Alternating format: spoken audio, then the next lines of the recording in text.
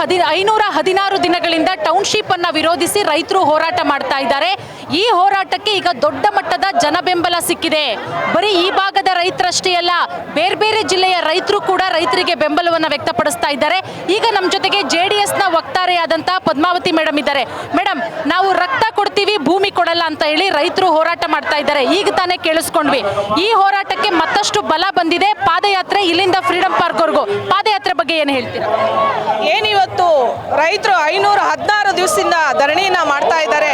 ಬೈರಮಂಗಲದ ರೈತರನ್ನ ಉಳಿಸ್ಲಿಕ್ಕಾಗಿ ರಾಜ್ಯದ ಮೂಲೆ ಮೂಲೆಗಳಿಂದ ಎಲ್ಲ ರೈತರ ಪರವಾಗಿರುವಂತ ಎಲ್ಲ ನನ್ನ ಅಕ್ಕ ತಂಗಿಯರಿರ್ಬೋದು, ಅಣ್ಣ ತಮ್ಮಂದಿರಿರ್ಬೋದು, ಇವತ್ತು ಬೈರಮಂಗಲದ ರೈತರನ್ನ ಉಳಿಸ್ಲಿಕ್ಕಾಗಿ ಇವತ್ತು ಪಾದಯಾತ್ರೆಯಲ್ಲಿ ನಮ್ಮ ನಿಖಿಲ್ ಕುಮಾರಸ್ವಾಮಿ ಅವರ ಸಾರಥ್ಯದಲ್ಲಿ ಇವತ್ತು ಪಾದಯಾತ್ರೆಯಲ್ಲಿ ಪಾಲ್ಗೊಳ್ಳಕ್ಕೆ ಬಂದಿದ್ದೀವಿ. ಇವತ್ತು ರೈತರು ದೇಶದ ಬೆನ್ನೆಲುಬು ಅಂತ ಹೇಳ್ತೀವಿ. ರೈತರ ಪರವಾಗಿ ರೈತರಿಗೆ ಏನೇ ಕಷ್ಟ ಬಂದ್ರು ಇವತ್ತು ಮೊದಲು ಬಂದು ಬೀದಿಗೆ ನಿಲ್ತಾ ಇರೋದು ದೇವೇಗೌಡರು, ಕುಮಾರಣ್ಣ ಹಾಗೂ ನಮ್ಮ ನಿಖಿಲ್ ಕುಮಾರಸ್ವಾಮಿ ಅವರು.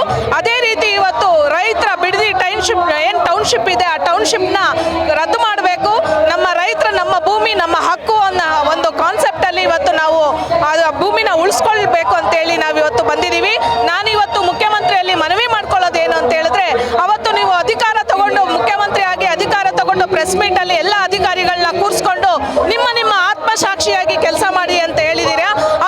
ಆದ್ರೆ ಇವತ್ತು ಬಿಡದಿ ರೈತರ ಬಗ್ಗೆ ನಿಮ್ಮ ಆತ್ಮಸಾಕ್ಷಿ ಏನು ಸರ್? ಇವತ್ತು ರೈತರು ಬೇಡವಾ ನಿಮಗೆ?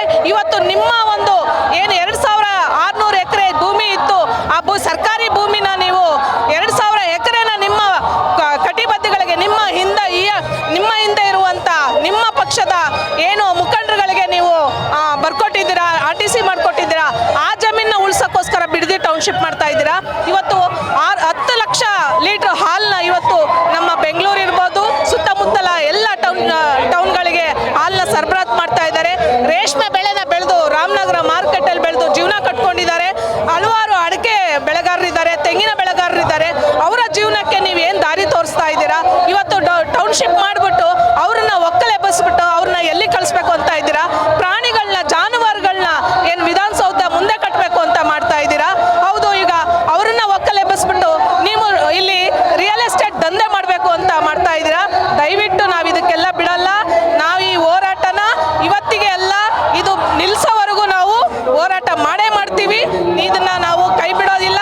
ಇವತ್ತು ನಾವು ಯಾವತ್ತೂ ರೈತರ ಪರವಾಗೇ ಇದ್ದೀವಿ. ಇವತ್ತು ರೈತರ ಪರವಾಗಿರೋದಕ್ಕೆ ಕುಮಾರಣ್ಣ 25,000 ಕೋಟಿ ಸಾಲ ಮನ್ನಾ ಮಾಡಿದ್ದು ಇಡೀ ದೇಶದಲ್ಲಿ ಪ್ರಪ್ರಥಮ ಮುಖ್ಯಮಂತ್ರಿ ಆಗಿದ್ರು. ಇವತ್ತು ರೈತರಿಗೆ ಏನೇ ಅನ್ಯಾಯ ಆದರೂ ನಾವು JDS ಪಕ್ಷದ ಎಲ್ಲ ಮುಖಂಡರಿರ್ಬೋದು, ಎಲ್ಲ ರೈತರಿರ್ಬೋದು, ಎಲ್ಲರೂ ಒಗ್ಗಟ್ಟಾಗಿ ಇವತ್ತು ಪಾದಯಾತ್ರೆಯಲ್ಲಿ ಪಾಲ್ಗೊಳ್ತಾ ಇದ್ದೇವೆ.